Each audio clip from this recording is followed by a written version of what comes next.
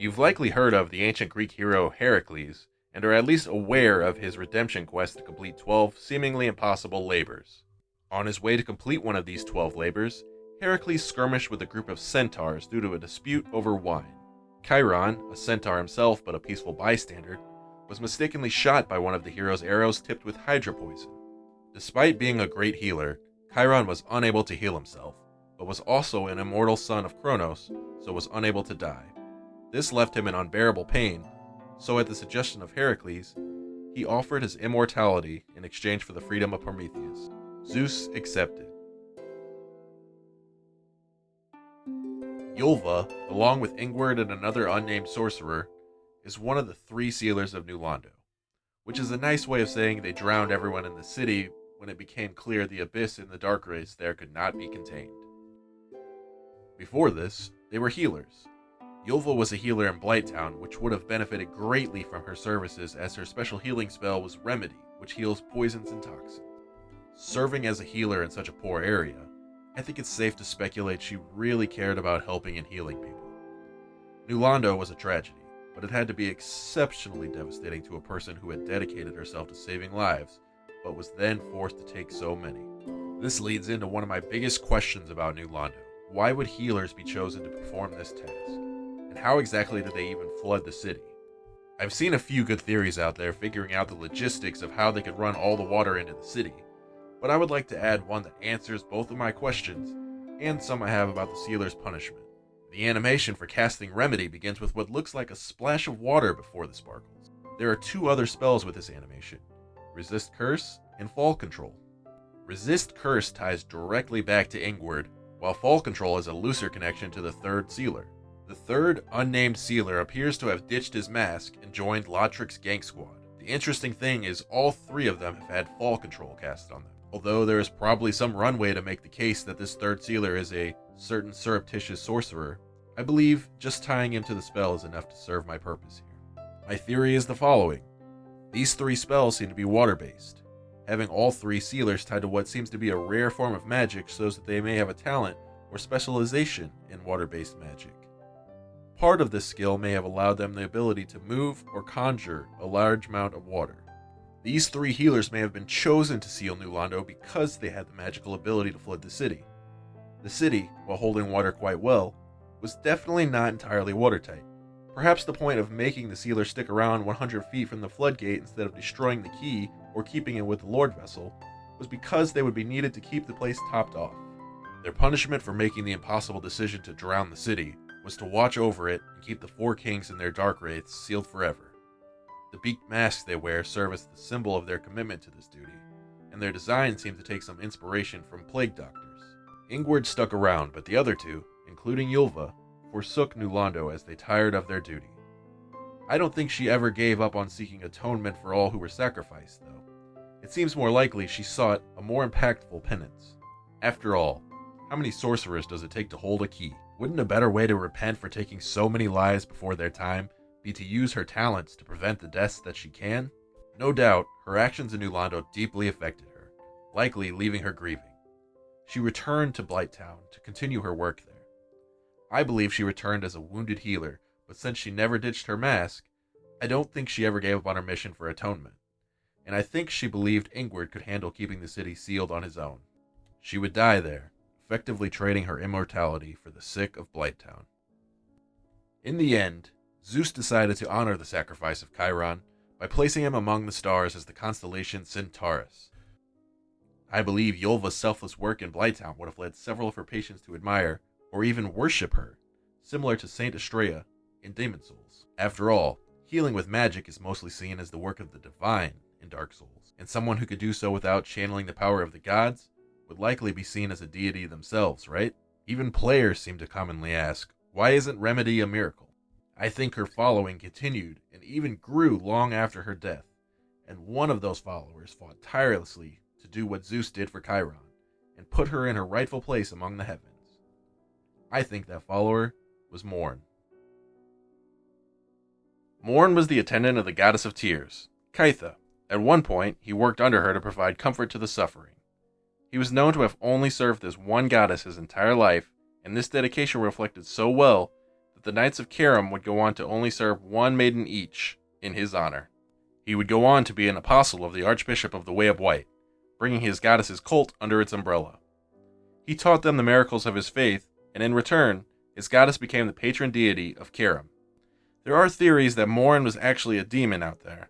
I personally buy in, but it doesn't have much effect on what I'm doing here. Channel Yoshimitsu has a video with some good insight on it. If you're interested, I have a link in the description. A kind of bleak way of looking at healing and medicine is the goal isn't to keep someone alive forever, rather, it's to hopefully give patients the quality of life and time they need to be ready when they meet their end. Likewise, Caitha, the goddess of tears in DarkSouls, has a faith that seems to accept that death is a natural part of life, and sees the real tragedy as being taken unexpectedly or before one has made peace with it. I feel like Goddess of Hospice would also be an appropriate, but less cool sounding title. Miracles and artifacts tied to her have a general theme of staving off death long enough for a person and their loved ones to say goodbye before the inevitable. The red and blue tear stones of the rings of the same names are believed to be Caitha's tears shed for the undeserving dead and those who have lost loved ones. They have the uncanny ability to sense imminent death, presumably to help give people a chance to prepare. Tears of Denial grants the dying a few moments for a final farewell. There also seems to be an idea of cleansing tied to her beliefs, as shown by the miracle Caressing Tears. Further, the Weeping Woman statues, coupled with its likely ownership by the Way of White, points to her being the patron god of the Cathedral of the Deep, which seems to have originally been a place of cleansing before the corruption of the Deep. Lokey did a fantastic write-up on the Deep, and Smotown has a really interesting video tying it to real-world mythos, both of which I will link in the description if you want more on that. A bonus unprovable theory I'd like to add is the Deep is the source of the water needed for the previously mentioned healing sorceries, and the reason healing sorceries died off is because of the corruption of the Deep. The etymology of her name can be tied to a Greek word for clean, purify, or purge. Kathari. You may recognize an English word that is rooted in this word. Cathartic. Cathartic can be defined as a purgative drug, or an adjective meaning providing psychological relief through the open expression of strong emotions, causing catharsis. I think the physical and emotional aspects of this term really nails what Caitha is about. We get a very interesting view of the evolution of Caitha's religion over the course of the 3 games. She is not mentioned in Dark Souls 1, which to me implies her following does not exist yet, or is quite insignificant. Caitha's name pops up as a fringe goddess in DS2, in an era I've been calling her Amateur Hour. At this point, her faith has no miracles. Not that it matters, because her chimes can't even cast them, only hexes. And not even all hexes at that, only the faith-based ones that chimes can cast. Her following has certainly upgraded since DS1, but seems to be little more than a cult, still trying to figure it all out at this point. By the events of DS3, Caitha has basically become a strong number 2 in the Way of White, just under the new chief god, Gwyn. Her church now has miracles, a chime that can cast them, a capital city, Carim, and major holy landmarks dedicated to her. Although she had been accepted into the Way of White, it appears not every aspect of Caitha was openly welcome. Her chime had a proclivity towards the dark, and even with Gwyn and Lloyd gone, that was still a no-no. This is likely the reason it was prohibited and its existence was hidden by the Archbishop. Still, given their meteoric rise and with Gwyn now out of the picture, I wouldn't be shocked to see the Church of Caitha supplant the Way of White and become the top dog in the unlikely event of a Dark Souls 4. Even more interesting is how everything that is eventually attributed to her and Morne by DS3, except her chime, have previously been credited to other sources. The Tearstone rings were once secular products of Carim and Caterina, with no mention of the sobbing goddess in DS1. The Tears of Denial miracle was originally absent the crying motif in DS2 and just called Denial. It was attributed to the Cardinal of Yulva before the rebranded version was taught by Morne. The Dark Souls 1 sorcery Remedy is functionally the same as DS2's miracle Caressing Prayer, which became Caitha's Caressing Tears in DS3. Their images are even very similar, and the item descriptions actually give us a historical line to trace. In DS1 it is a sorcery. In DS2, new miracle just dropped. By DS3, It's Tales of Caitha. I hadn't thought about it too much before researching, but I imagine most miracles follow a similar trajectory we never get to see. Most of them probably started off as something closer to sorceries for the gods, and made into miracles so their followers could imitate them. I doubt Gwyn was out there reciting stories about himself to be able to huck lightning bolts at the dragons. If it were one item, I could chalk this up to retconning and call it a day. However, there's a pattern here, and I think we're seeing something a little more interesting.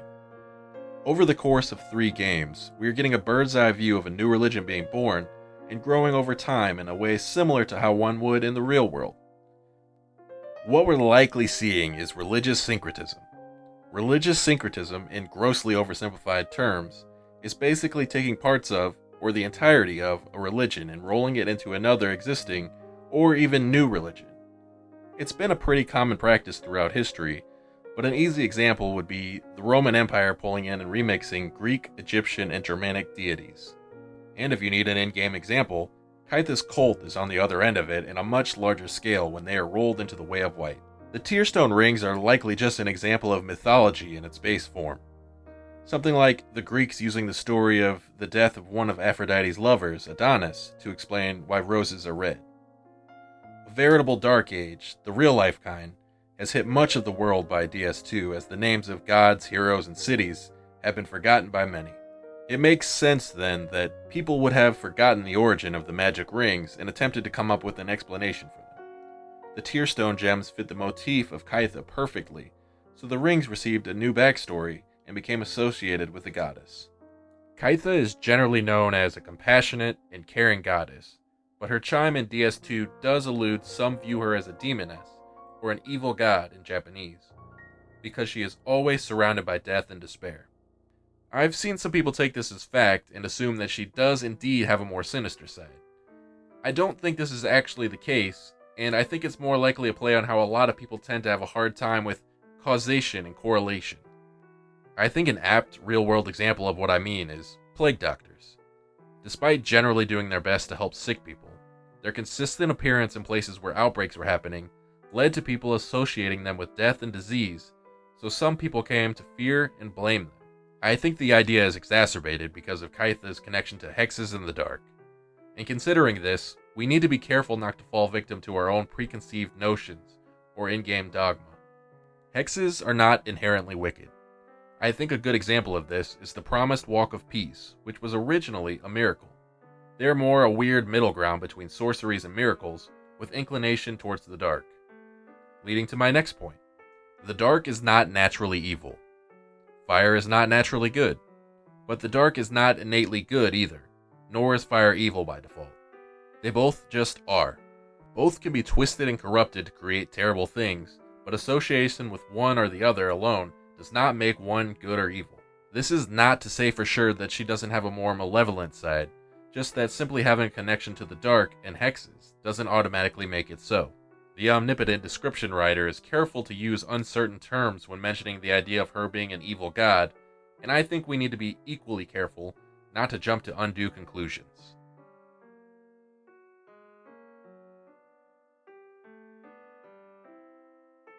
Never actually seeing Caitha in-game, the scavenging nature of her faith, and her seemingly coming out of nowhere to become such a major deity, has left people, myself included, wondering if she is a real goddess. There seems to be an odd lack of accountability in her domains. Her clerics seem to do as they please, crafting taboo rings, while covering her statues with cloth seems to be enough to prevent divine retribution for defiling her holy territory. The miracle caressing tears in Morne's ring seem to insinuate there was a time when Caitha existed enough in the physical sense to be surrounded by death and help the suffering. The description of her chimes being blessed by her could be read as her doing so personally. On the other hand, this could just be a religious turn of phrase, and the action is really a cleric doing so in her name. However, in DS3 the chimes have a newly noted scarcity that could be explained by the loss of the source, aka Caitha. On top of that, every action regarding the Way of White is attributed to Morne. Morne taught the miracles. Morne became the Archbishop's apostle. It also seemed odd to me that Morne would be willing to leave his position as Caitha's attendant to become the Archbishop's apostle if the goddess was still around. This combined with, again, a lack of new miracles and artifacts original to Caitha, makes me think she might be dead, at least by the events of DS3, and maybe even before her cult's absorption. I've seen it put forth that Caitha must have been alive and real, at least at the time of joining the Way of White, because they would have needed to verify, but I don't think that's necessarily the case. The followers, miracles, and artifacts were all real, and after everything they just went through with Lloyd, an absent goddess may have been preferable. My theory is that Caitha started out as the new Londo sealer, Yulva, who died in Blighttown. Healing sorceries are incredibly rare in the Dark Souls universe.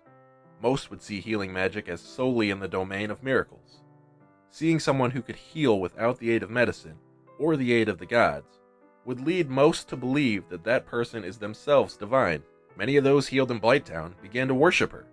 The people were so moved by her work there that they spread word of her until it became true. They were able to gather a following, co-opt a repertoire of miracles and artifacts from other cultures and religions, and even created chimes from her essence. Unfortunately, they lacked the knowledge and experience to bring the faith from cult to legitimate religion. Their chimes couldn't even cast the miracles of their own religion, after all. These problems would evaporate when Morne met with the Archbishop of the newly Lloydless Way of White. Morne would become an apostle of the Archbishop, and in doing so, legitimized his goddess's cult as a sanctioned religion. Caitha became the patron goddess of the religion's replacement world of man capital, Carim, and some holy places. Morne was honored in a number of ways in the overarching religion.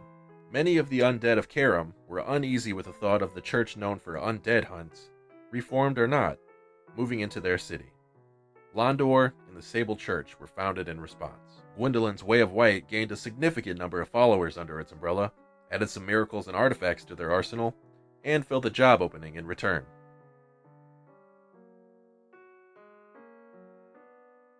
When researching for this video, I approached it through the lens of answering the question, who is Caitha? Not is Y Caitha, or why X isn't Caitha. And I'm really glad I looked at it this way because Yulva wasn't even on my radar when I started, but the more I dug in, the more evidence started pushing me towards her. Firstly, most of Caitha's mentions lead me to think that she's a relatively newer goddess. She goes unmentioned in DS1, and in DS2, it seems like it's amateur hour inside her faith. Her chime can't do a basic thing like cast miracles, when even the chimes of Want and Screams can do that. The one miracle that would eventually be attributed to her by name is new and has its authenticity questioned. It seems these problems have disappeared by DS3 after their cult was rolled into the more established Way of White, pointing to inexperience and a lack of knowledge being the issue before. Further, her faith seems to rely extra heavily on religious syncretism and absorbing secular artifacts. If you remove everything that wasn't previously attributed to a different source, you're left with a chime that could only cast hexes until DS3. Caitha's chime implies the goddess's divine protection is rooted in the dark, as something blessed by her has surprisingly good affinity with miracles close to the dark. To me, the simplest and most direct connection here would be that this is in her nature, rather than assuming she was somehow corrupted by it, or not above using it as a tool.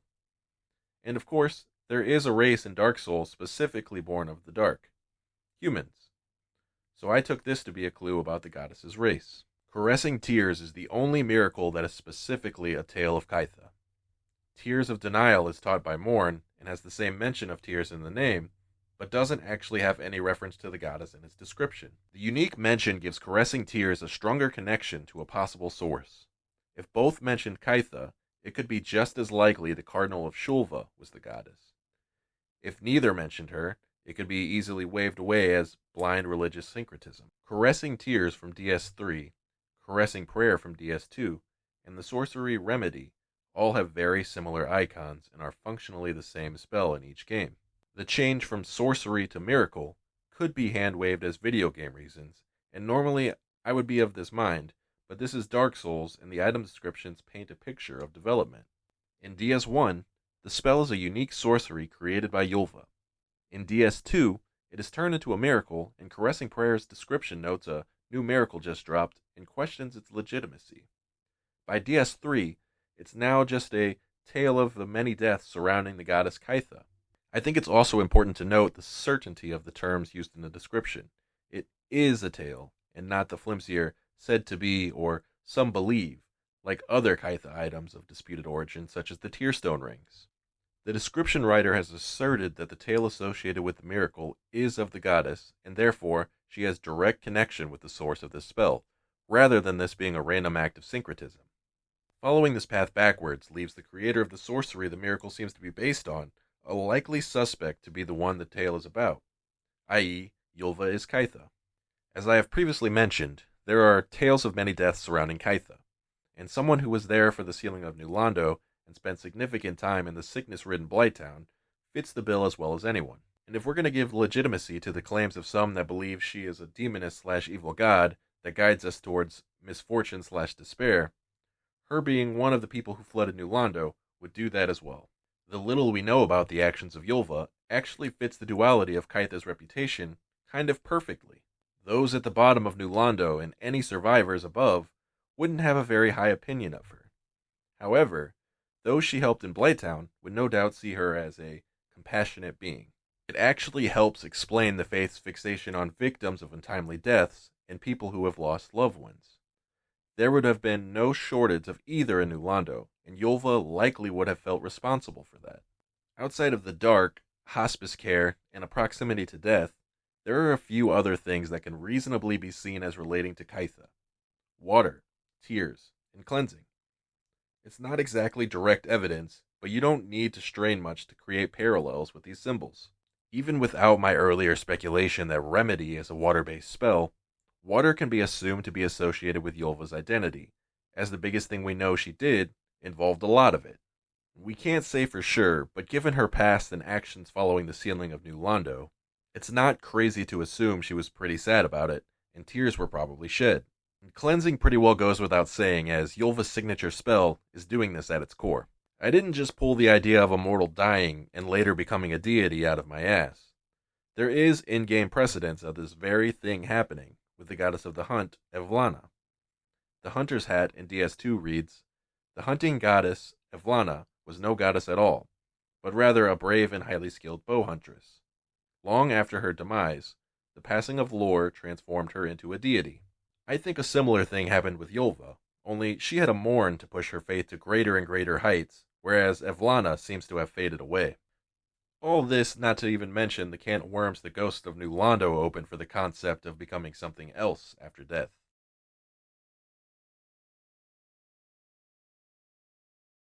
I've already explained why I think Caitha and Her Faith are relatively newer, and that alone would make a relationship with Gwyn hard to fathom. Putting that aside, the main piece of evidence I have seen in favor of this theory is the Japanese description of Lloyd's sword and shield rings.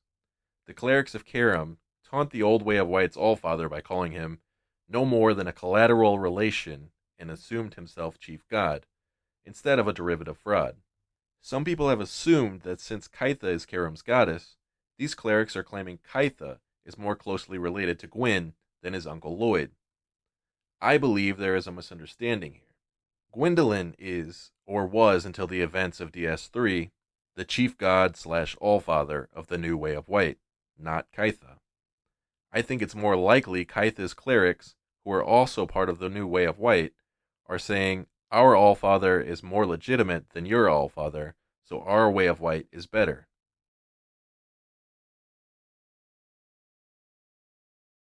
Going into researching this video, I admit, I had bias in favor of Velka being Caitha. It feels kind of odd to be making points to the contrary, but I realize now that there was a bit of information I had picked up here and there that wasn't necessarily true, or was derivative of runaway speculation. For example, I thought for sure comparing Velka's talisman to Caitha's chime would strongly suggest the connection between the two, because I've heard, read, and accepted that both are so similar that they are basically the same. Except they really aren't. They both scale off intelligence, but Caitha's chime scales off and requires both intelligence and faith, with a heavier emphasis on faith, while Velka's talisman only uses int. The DS3 version of Caitha's chime will only apply int scaling, along with faith scaling, when using dark miracles, and even then has a higher scaling for faith. The DS2 version has higher faith than int requirements, and will scale off the lower of the two. Furthermore, Velka's talisman has no dark effects or mentions, unlike the other two. With there being other chimes and talismans that scale off int besides these two, the connection isn't exactly meaningful. Honestly, going solely on the chime makes a way better case for a shard of Manus being Caitha than the goddess of sin. I also find it hard to believe that Velka, versed in arts both new and old, would have her followers running around with chimes that could not cast miracles, only hexes, and only some hexes at that, when they've already cracked that. Even if she's pretending to be somebody else, it doesn't make much sense. Merciful goddess, mother of the forlorn, who have no place to call their own, please bear witness to our resolve.